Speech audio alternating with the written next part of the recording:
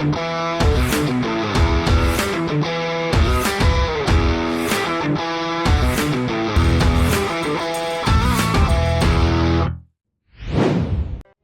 see that lovely Malibu penthouse?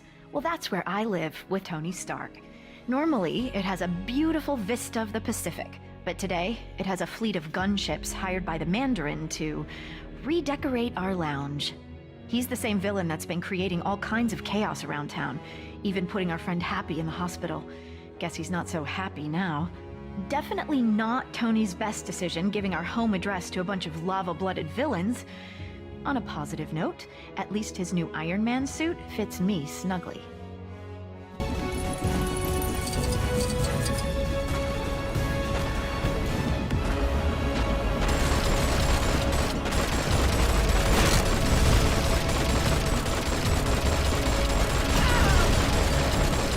Well, that was really violent.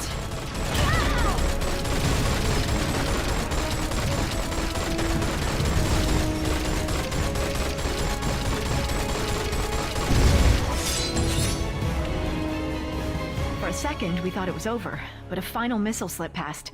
I watched in horror as the entire condo sunk into the abyss. Thankfully, Jarvis had managed to help Tony escape a watery end, but the suit had shorted out, leaving him stranded in Tennessee. Further adding to his troubles, the hot-headed villains happened to be visiting the area, and Tony's only ally was Harley, a local boy with a pretty mean potato gun. The pair were left with no choice but to take on the Flameheads together. Tony really should start keeping the rest of the Avengers on speed dial. Oh man, she looks angry. Like, really angry. How is she even glowing like that? Hey, hot wings, you want a party? Come on, you and me, let's go.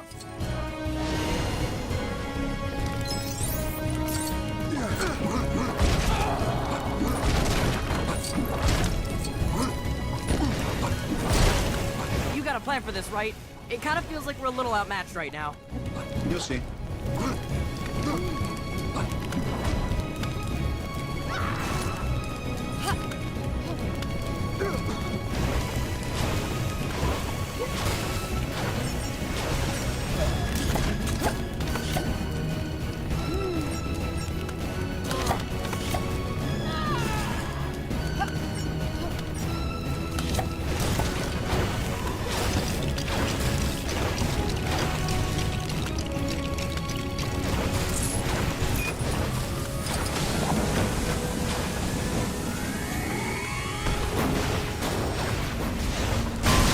After some creative use of a microwave, Tony defeated the remaining Extremis-fueled agents and headed off to take down the Mandarin. Then, things got complicated very quickly.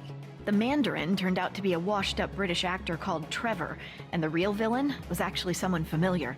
Not an ex-neighbor, but a nerd-turned-superhuman called Aldrich Killian. I've got to admit, he was looking much more suave these days.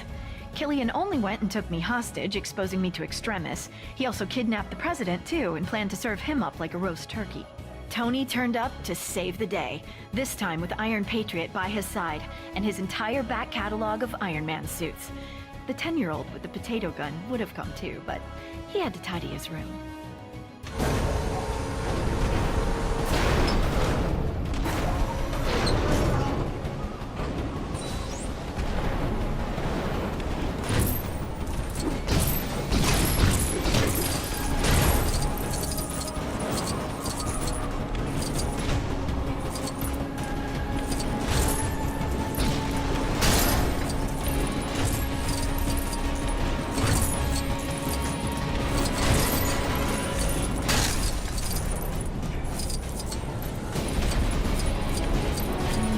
Okay. What do we got here?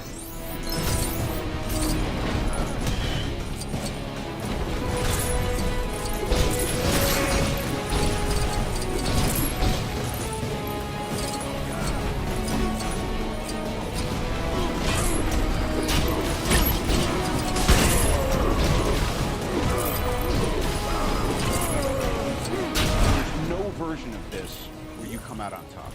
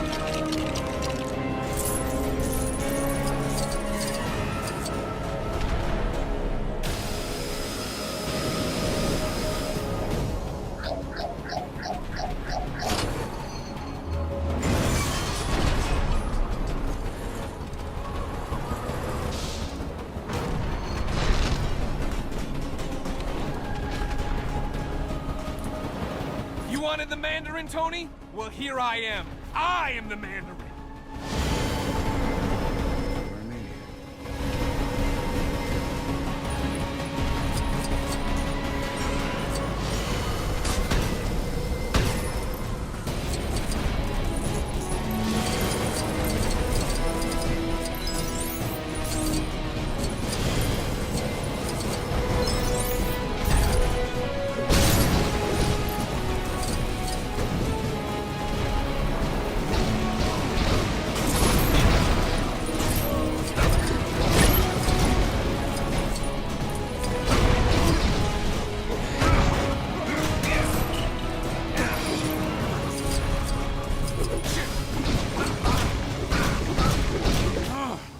Try all you want, you can't win. You know that, don't you?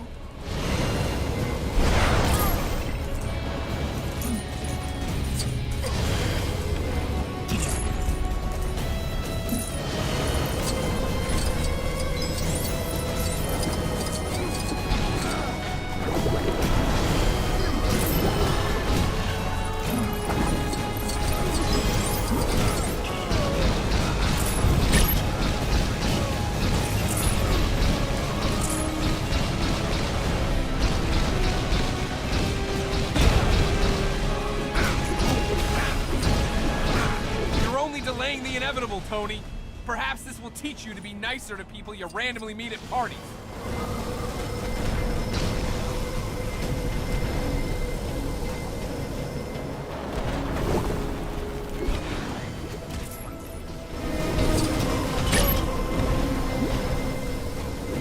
I'm not afraid of you. I know you're a coward.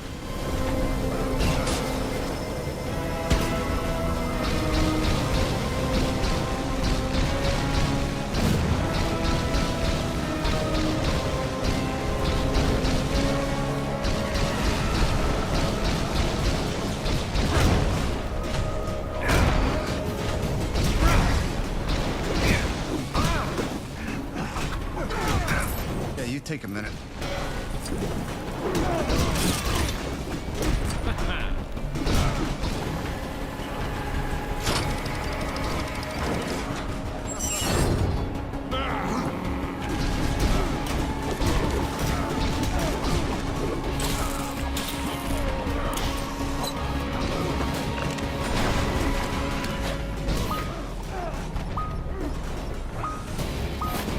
Real heroes should never be.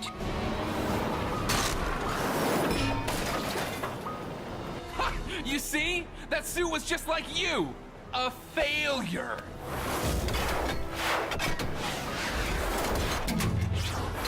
Jarvis, do me a favor and blow Mark 42. No! Even after being cooked in an Iron Man suit, Killian was still up for another round. Luckily for Tony, I was in no mood for any more nonsense. Combining my terrifically toasty powers and an Iron Man repulsor, I flame-grilled the big geek. With that maniac out of the way, Tony celebrated by blowing up all his suits, promising to spend the holidays with me rather than with a screwdriver and an arc reactor. With the president now safe and sound, Tony promised to use his super genius to find a cure for the extremis enhancements, straight after we'd had a festive dinner. Oh, and after he'd had his shrapnel removed. Oh, and don't forget, he is Iron Man. Long before time had a name, the first Spinjitzu master created Ninjago using 4 elemental weapons. But when he passed, a dark presence sought out to collect them all. Lord Garmadon. So I, Sensei Wu, his brother, sought out to find 4 ninja to collect them first.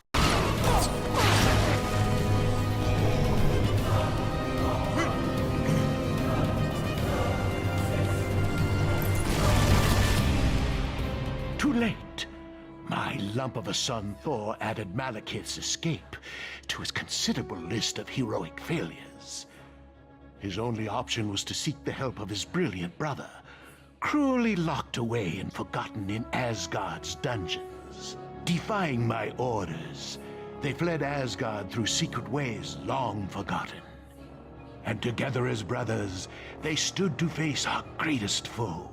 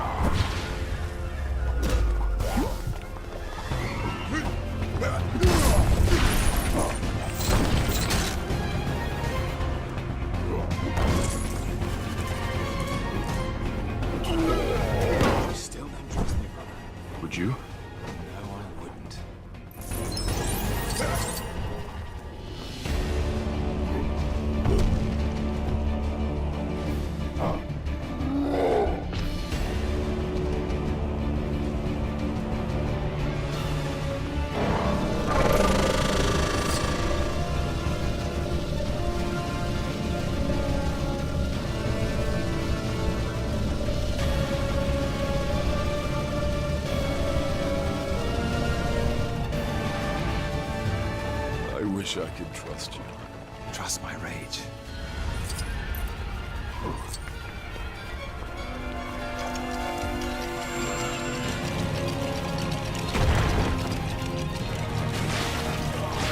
Loki! Now!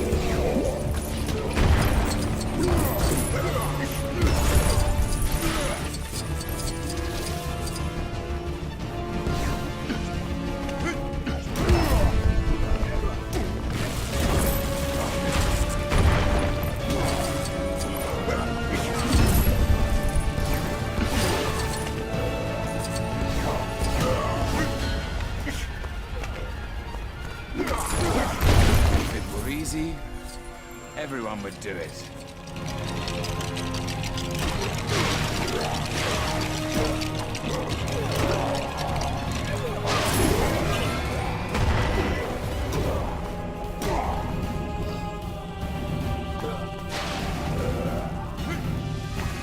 Whatever you're doing, brother, I suggest you do it faster.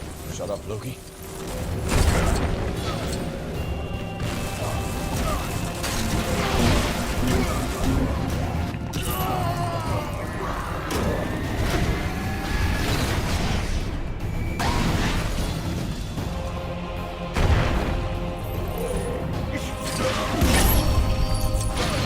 You want me to put the hammer down?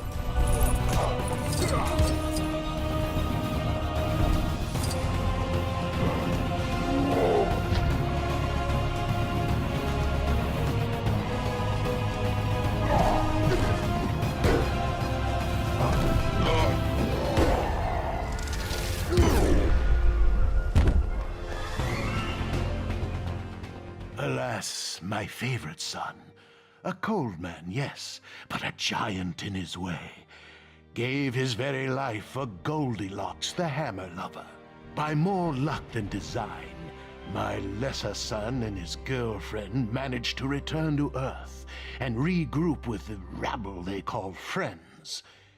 They hatched a plan that held the very future of the universe in its balance. Malekith! I've come to accept your surrender. You think you can stop this? The ether cannot be destroyed. But you can.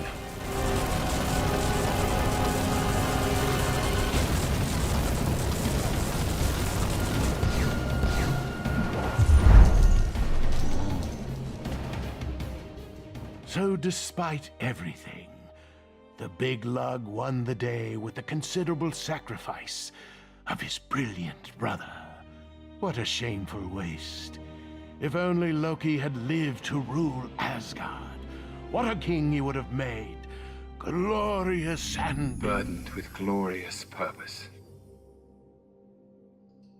This is Agent Sharon Carter of S.H.I.E.L.D., Special Service. Well, not anymore, but I'm kind of getting ahead of myself. Let's start at the beginning. Captain Steve Rogers' morning exercise was interrupted by a mission to rescue hostages on one of S.H.I.E.L.D.'s mobile satellite launch ships. The crew had been captured by the extremely dangerous Georges Batroc, and it was up to Captain America to bring them home safe and sound. Unfortunately for Cap, his splashy entrance meant he'd literally miss the boat. He would need help from the all-around nice guy Brock Rumlow, along with his strike team, to ensure the rest of the mission would be nothing but smooth sailing.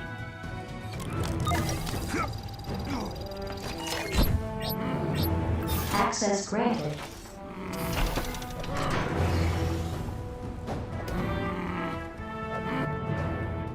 Captain America had defeated Batroc and rescued the hostages, but was surprised to discover Black Widow going against orders by retrieving data from the ship's computer. Rogers demanded an explanation from Director Fury and was told about Project Insight, a plan to supposedly protect the world by connecting 3 helicarriers together. Disliking the idea because it would mean living in a world controlled by fear, Cap soon found himself on the run with Black Widow and his new friend, the Falcon. Together, they learned that high-ranking World Security Council member Alexander Pierce had turned his back on Fury and was going to use Project Insight to allow Hydra to rule the world. Oh, and then they ran into the Winter Soldier.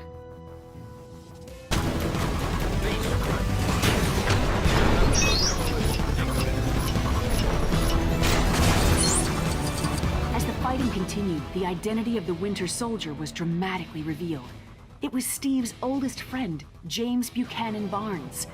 As a result of Arnim Zola's experiments, Bucky had survived his fall from the train and had been brainwashed to serve Hydra.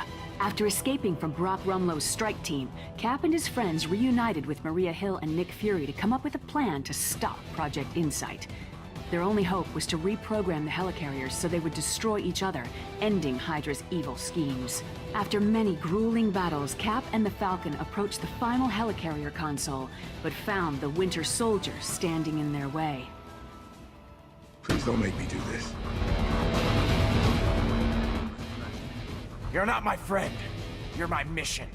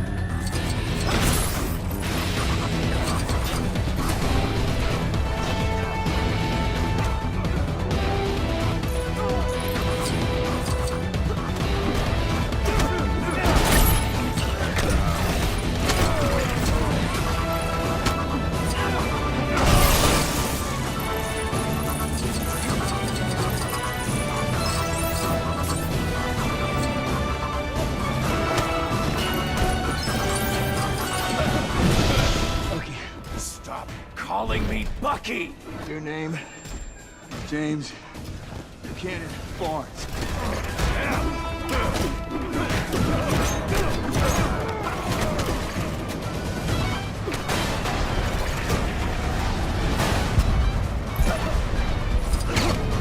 You know me. You know me your whole life. I'm with you. I know.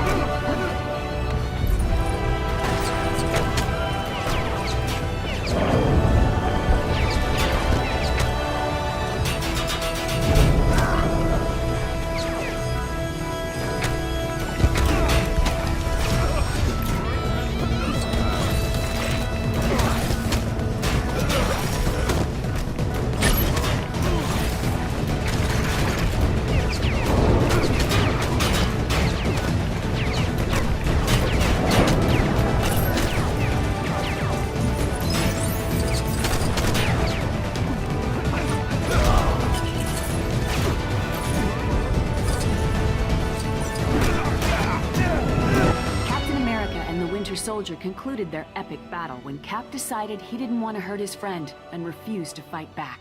Project Insight was stopped when the helicarriers were brought down, but in the process, the entire S.H.I.E.L.D. organization was also completely destroyed. Sure didn't see that one coming. Oh, but it's okay. I got a new job. I knew you were worried about me. Captain America and the Falcon fell from the helicarrier into the water, but were saved by Bucky. Maybe there's hope for him after all? You're probably wondering how I know all this. Well, let's just say I live next to Steve, and I'm kind of a nosy neighbor. Do you want me to write this down?